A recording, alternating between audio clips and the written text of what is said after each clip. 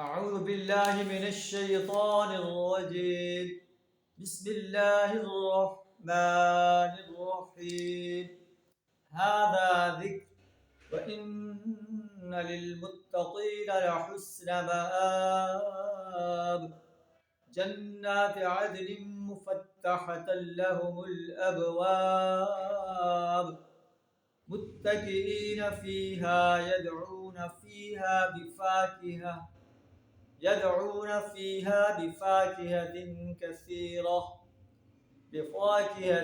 كثيرة وشراب. صدق اللہ العظیم.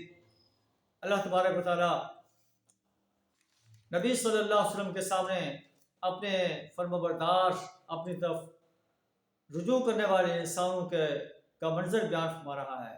حضرت داؤد، سلیمان، ایوب علیہ السلام، ابراہیم، اسحاق، یعقوب علیہ السلام. اللہ مدد انا اخلصناہم بخالصۃ ذکر الدار.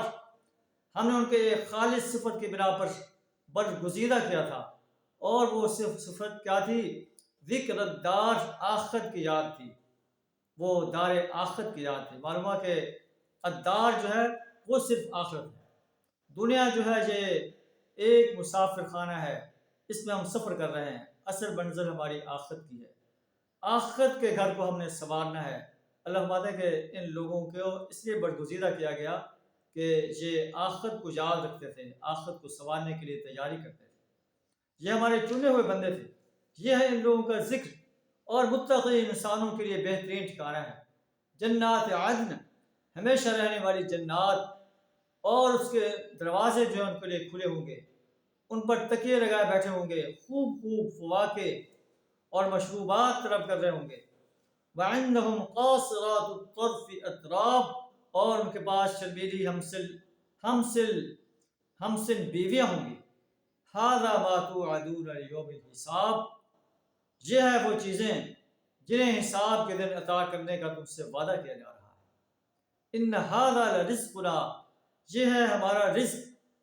ما لہ من نفاد، جو کبھی ختم ہونے والا نہیں. دنیا کے اندر انسان مال و دولت رکھتا ہو کسی وقت بھی ختم ہو سکتی ہے، لیکن اگر انسان اصل گھر کو سنوارنے کے لیے کوشاں رہے تو اس اصل گھر میں جو اللہ اسے نعمتیں عطا کرے گا، ما لہ من نفاد، وہ کبھی ختم نہیں ہوگی. اللہ سے دعا کریں ہمیں بھی ایسے عظیم انسانوں میں شامل فرمائے. صبر و استقامت کے ساتھ دین اسلام پر قائم رہنے اور دین اسلام کو غالب کرنے کے لیے اپنا مال، جان، وقت اور صلاحیت کھپا دینے کی جرأت عطا فرمائے.